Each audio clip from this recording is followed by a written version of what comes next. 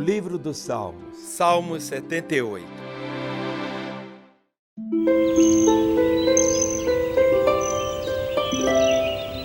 Escutai, povo meu, a minha lei. Prestai ouvidos às palavras da minha boca. Abrirei os lábios em parábolas e publicarei enigmas dos tempos antigos. O que ouvimos e aprendemos, o que nos contaram nossos pais, não o encobriremos a seus filhos. Contaremos à vindoura geração os louvores do Senhor e o seu poder e as maravilhas que fez.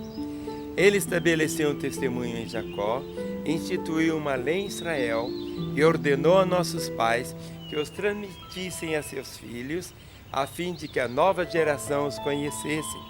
Filhos que ainda hão de nascer, se levantassem e, por sua vez, os referissem aos seus descendentes, para que pusessem em Deus a sua confiança e não se esquecessem dos feitos de Deus, mas lhe observassem os mandamentos e que não fossem, como seus pais, geração obstinada e rebelde, geração de coração inconstante e cujo espírito não foi fiel a Deus. Os filhos de Efraim, embora armados de arco, bateram em retirada no dia do combate.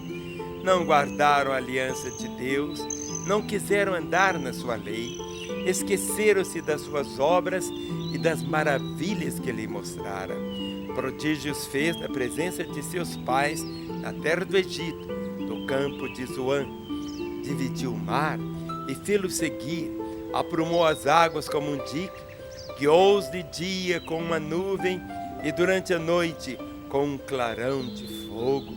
No deserto, fendeu rochas e lhes deu a beber abundantemente como de abismos. Da pedra fez brotar torrentes, fez manar água como rios, mas, ainda assim, prosseguiram em pecar contra ele e se rebelaram no deserto contra o Altíssimo. Tentaram a Deus no seu coração, pedindo alimento que lhes fosse do gosto. Falaram contra Deus, dizendo: pode acaso Deus preparar-nos mesa no deserto?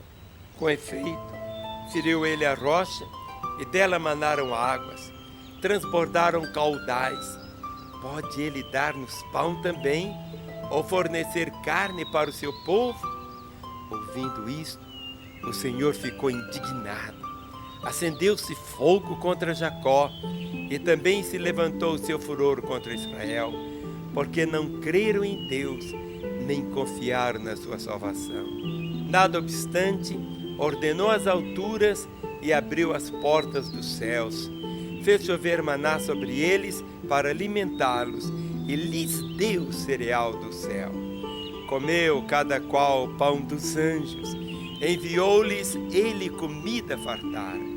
Fez soprar no céu o vento do oriente e pelo seu poder conduziu o vento do sul.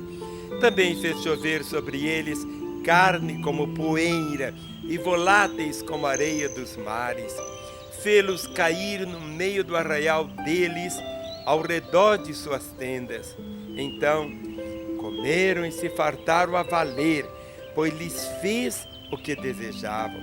Porém, não reprimiram o apetite. Tinham ainda na boca o alimento, quando se elevou contra eles a ira de Deus, e entre seus mais robustos semeou a morte e prostrou-se os jovens de Israel. Sem embargo disso, continuaram a pecar e não creram nas suas maravilhas. Por isso, ele fez que os seus dias se dissipassem num sopro e os seus anos num súbito terror. Quando os fazia morrer, então buscavam, arrependidos, procuravam a Deus. Lembravam-se de que Deus era a sua rocha e o Deus Altíssimo, o seu Redentor.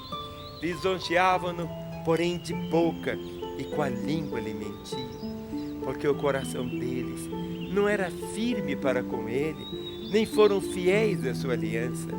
Ele, porém, que é misericordioso, perdoa a iniquidade e não destrói, antes, muitas vezes desvia sua ira e não dá largas a toda a sua indignação.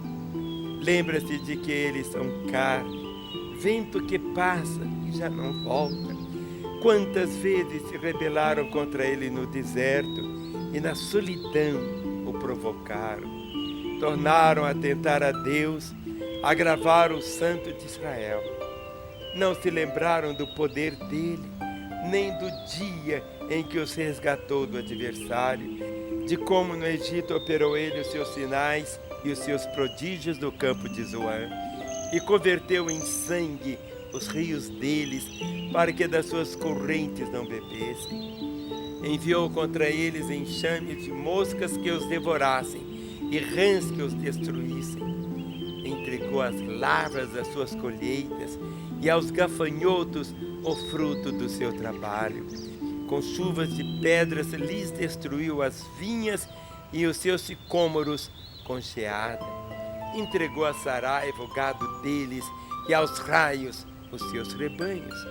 Lançou contra eles o furor da sua ira, cólera, indignação e calamidade, legiões de anjos portadores de males.